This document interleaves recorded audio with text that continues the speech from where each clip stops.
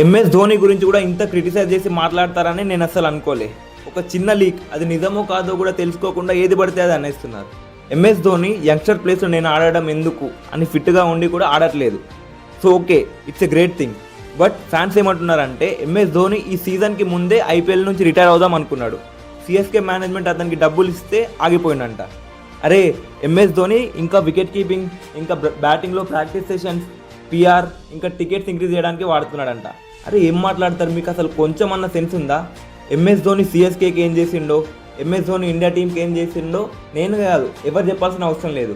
But మీరైతే ఏదైతే criticise చేస్తుండ్రో Mahindra Singh ధోనిని, నేను ఆర్సీబీ ఫ్యాన్ అయినా, నేను ఎస్ఆర్హెచ్ ఫ్యాన్ అయినా, నేను కేకేఆర్ ఫ్యాన్ అయినా, అసలు that not a right thing.